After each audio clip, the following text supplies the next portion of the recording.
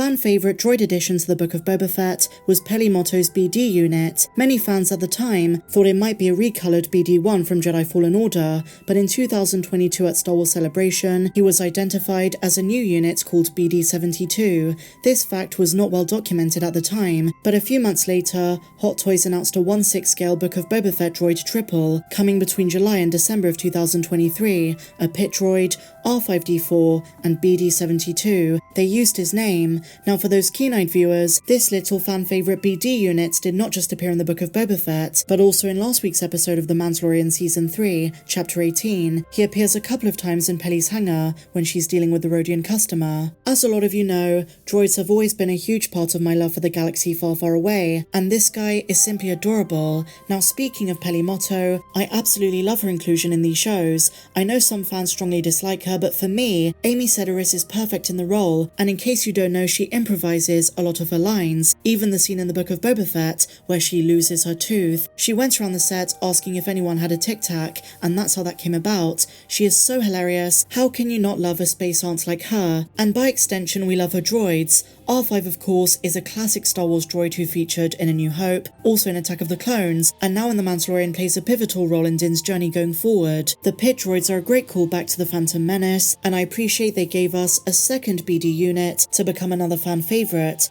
Now speaking of Peli Motto, she is one of a number of characters who really cares about Grogu outside of Din. Both her and now Bo-Katan have a sort of maternal role every time Grogu appears. More Bo-Katan going forward, but Peli's always so excited when Mando comes to visit, mainly because he's got Grogu with him. She's obsessed with the baby. She even claims he said her name, and I spoke about this in my full episode breakdown. Grogu is very close to talking. It's no longer just baby sounds, it's also some growliness distinctive to the Yoda species.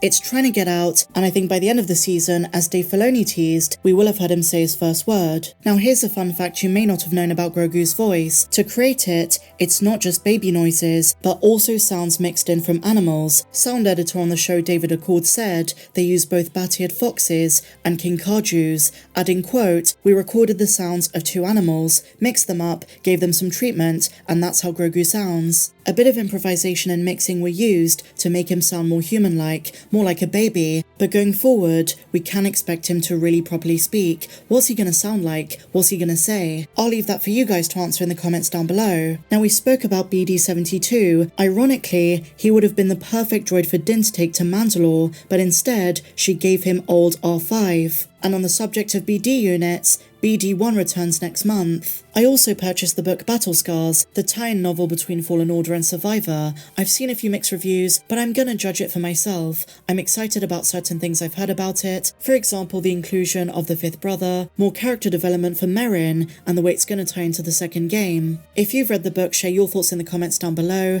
but today guys, we're gonna be talking about the Acolyte. A lot of new reports and updates have emerged over the last few days, and at this point, we really need to cover them. So after a rumour from Bespin Bulletin that the Acolyte is going to film in Madeira, Portugal, an official tourism page for the island, this is MadeiraIsland.com, has confirmed the show is going to film there from the 19th to the 22nd of March. They just call it a new Star Wars serial, but we know it's most definitely for the Acolyte. Now on top of this, SVP at Lucasfilm James Woe confirmed on the High Republic show the Acolyte is going to be featured at the Lucasfilm Showcase at Star Wars Celebration next month in London. While he did not want to and could not reveal too much, he did tease we can expect a few announcements from within that era, and one of them is the Leslye Headland show. Now I'd expect a full clip from the series. This might sound like a big demand, but they do have a lot of footage. We know this because Bob Iger revealed he's seen a bit of the show, and he praised it as amazing. Now while you could argue he's got to say this as the CEO of Disney, some outlets note he doesn't usually speak so definitively before a show drops unless it's truly something special. He typically looks for silver linings and gives general statements, but for the Acolyte, he seems to really love what he's seen, so that is a very good sign. Now personally, I've been very optimistic about the show that features Amandla Stenberg and Lee Jung-jae, and while there are some fans who are a bit more negative,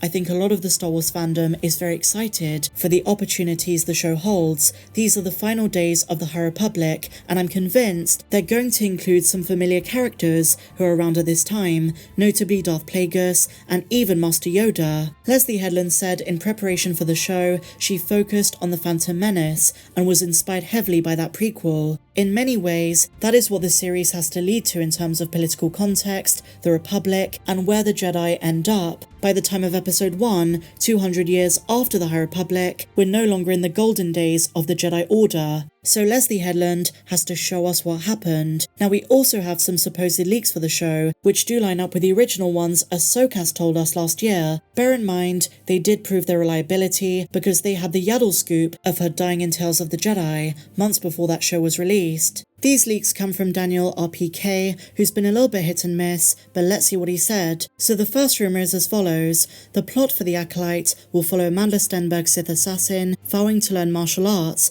as she tries to kill a Jedi Master, played by Carrie-Anne Moss, who is known for defeating her enemies without any weapons. Ooh, interesting. Okay, so the next one. A scene in The Acolyte will involve a fight between witches and 4 Jedi, including Lee Jung-jae with a blue lightsaber, a Wookiee played by Eunice Suotomo, who of course plays Chewbacca, but in this case is playing a Wookiee Jedi with a green lightsaber, Dean Charles Chapman with a yellow lightsaber, and another Jedi. I'm not gonna lie, and I did speak to Jason at Making Star Wars about this, these kind of do sound legit. They not only corroborate the initial leaks, but they also sound very much like what Lucasfilm would do for this show. The next rumour, Manny Jacinto will portray 2 versions of the same character, one with a good personality and one with a bad.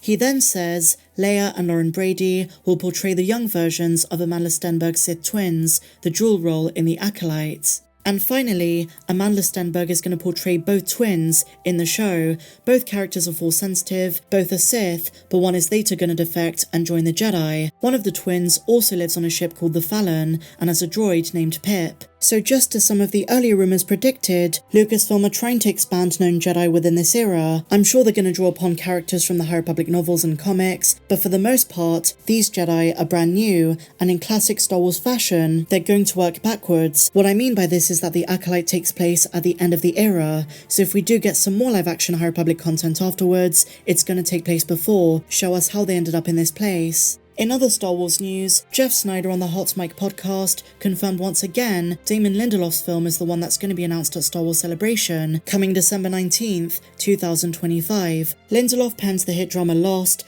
and created the award-winning series Watchmen, and after being asked about the announcement, Jeff Snyder replied yes, 100 million% yes. He also says they have a director attached, Sharmeen Obaid-Chinoy, and the script is by all accounts done, it's finished, it's going to be announced at Star Wars Celebration, maybe even with the cast itself. And so finally guys, a bit of bad news but not too surprising news for the Bad Batch Season 2's next episode. The next one is called Pabu, and it's basically kind of like an intermittent episode before we get back into the serious stuff with Crosshair and of course, the search for Omega. It's called Pabu, and it's confirmed to be 25 minutes in length. This is pretty short, but not too surprising. I think they're putting a wedge in before we get to a climactic 3 episodes, Tipping Point, and then on March the 29th, the 2-episode season finale, Ominous as Ever, The Summit, and Plan 99. So next week, I expect a kind of Mission of the Week type episode. Maybe Pabu is a cute creature or something like that. Now, having said that, there's always a chance this episode is just as important as the rest. Outside of Mount Tantis and Crosshair, there is still the fact the Empire's after Omega,